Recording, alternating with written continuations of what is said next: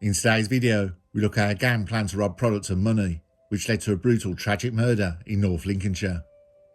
Police had nothing but a car stolen earlier. A £20,000 reward would be put out by Crime Stoppers for any information on the killers. This is Curios&Spiritual. We look into the case, the police investigation, and the trial.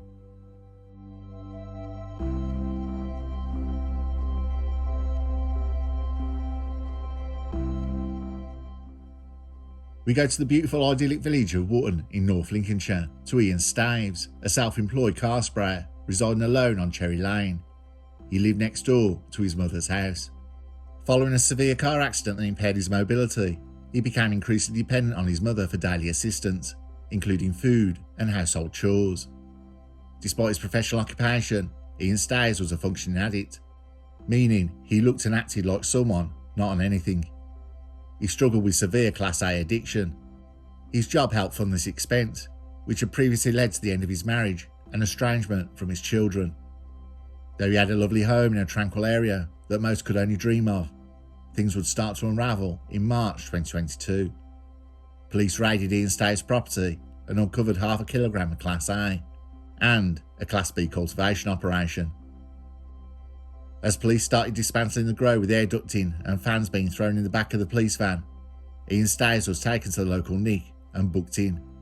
After a police interview, he was questioned about his grow and the Class A in his possession. He was bailed while police carried out further investigations.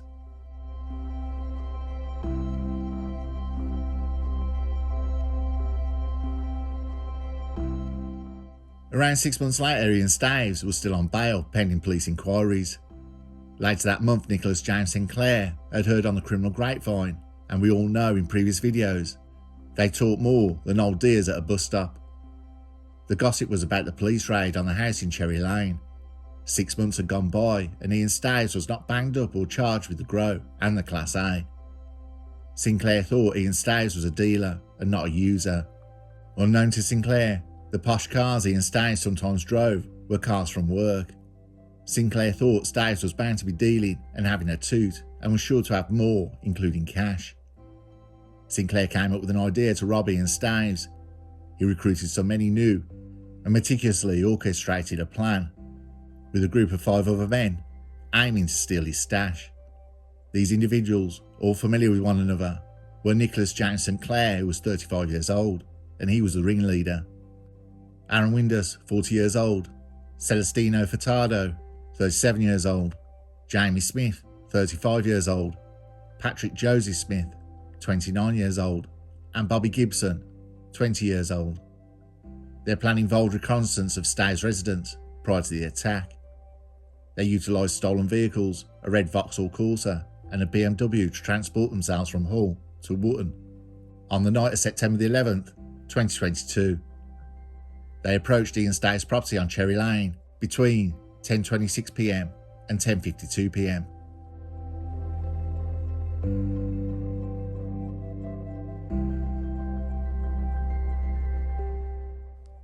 The assault on Ian Staves was brutal and calculated.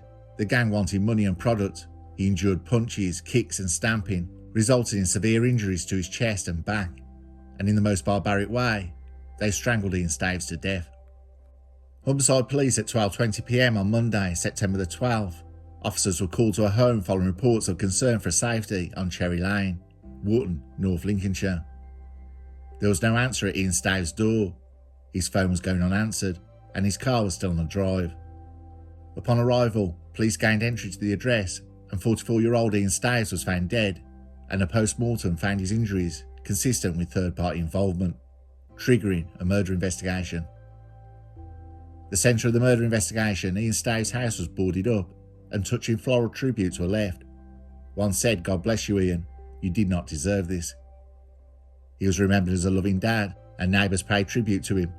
They're still reeling from the shock of the discovery of his body at his terraced home. A neighbour said he was always friendly, he always said hello. People knew him by name. Everyone knows everyone round here. Everyone is upset. No one knows anything and feels in the dark. There are no shops here, only the pub. It's really quiet. It is the reason we moved here originally, because it's so quiet and nice. We moved here to get away from any trouble, but when this happened, it was all total shock. I lived in Nottingham and Hull, and so coming here was great. But this is so unexpected, and there is a lot of disbelief. I spoke to Ian a number of times. He did bodywork on cars, and he was being really helpful to me once. My car had a problem, but it ended up being an electrical fault, so he took it to a mate of his and got it fixed. He was a good lad. He would help anyone. Police meanwhile were still going door to door, questioning the locals and trying to calm fears the residents had.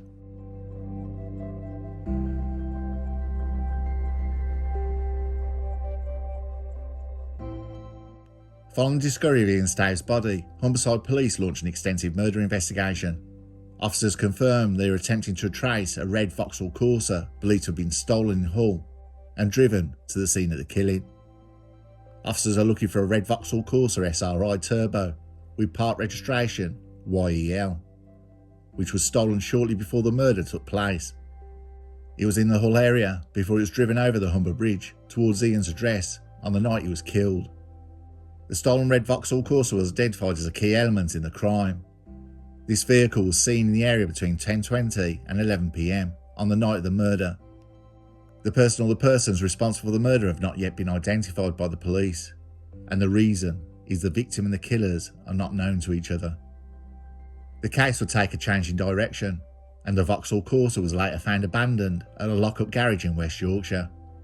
The car contained multiple false licence plates, which also helped police track the Vauxhall Corsa and a BMW on an ANPR camera, using them same plates.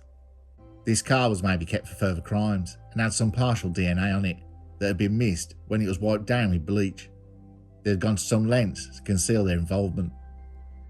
There was still an ongoing case with Ian Staves with the police raid at his home 6 months earlier. From a neighbour's CCTV and a witness statement, Ian Staves was found carrying a bag into his property a day earlier. This bag never left with Ian Staves, and it was not found at the property after the murder. In November 2022, Crime Stoppers offered a reward of up to £20,000 for anonymous information leading to the conviction of those involved in Staves' murder. The ANPR cameras, phone data and text sent between the gang would be enough to start arrests that would begin with a series of dawn raids. Humberside Police released a statement that 7 men are now in custody following investigations into the murder of Ian Staves in Wootton, North Lincolnshire, on Monday the 12th of September 2022. All 7 men were arrested on the morning of Wednesday, February the 8th, on suspicion of conspiracy to commit murder and remain in our custody at this time. One of the arrested was released without charge, and by February 2023, 6 defendants were charged with conspiracy to commit murder.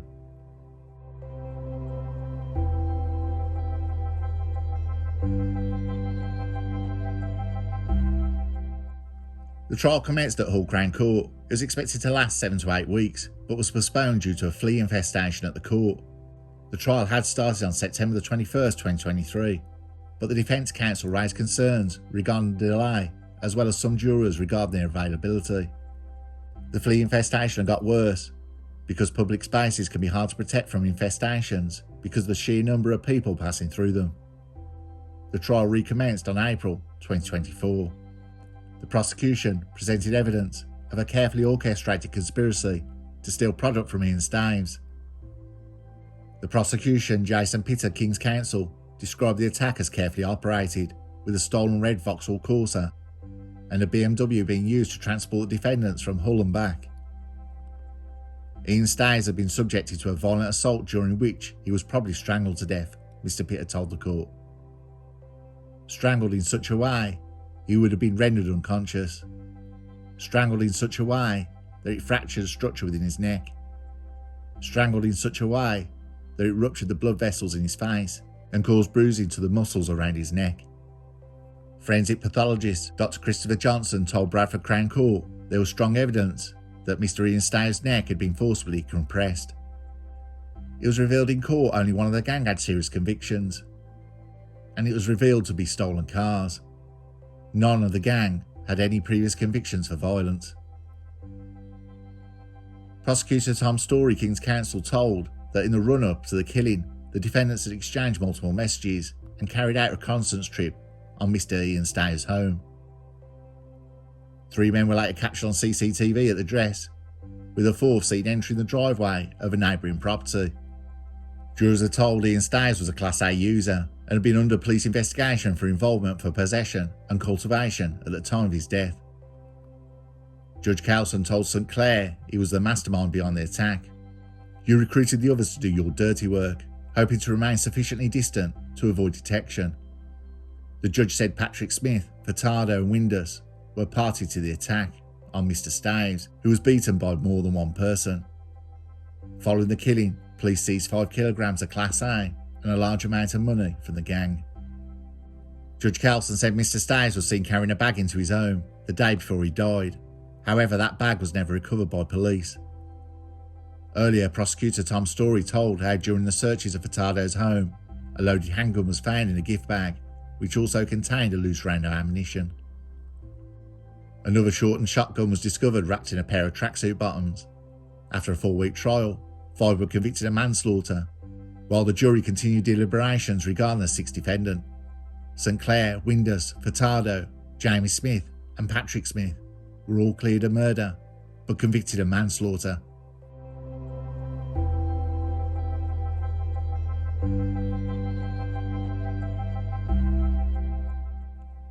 Nicholas James St Clair, 36 years old, was convicted of manslaughter and conspiracy to burgle. He was jailed for 15 years. Aaron Windus, 41 years old, was convicted of manslaughter and conspiracy to burgle. He was jailed for 15 years. Celestino Furtado, 38 years old, was convicted of manslaughter, conspiracy to burgle and firearm offences. He was jailed for 20 years. Jamie Smith, 35 years old, was convicted of manslaughter and conspiracy to burgle. He was jailed for 8 years. Patrick Joseph Smith, 29 years old, was convicted of manslaughter and conspiracy to burgle. He was jailed for 15 years. Bobby Gibson, 20 years old, was convicted of conspiracy to burgle. He was jailed for 3 years. He was cleared of murder and also cleared of a lesser charge of manslaughter.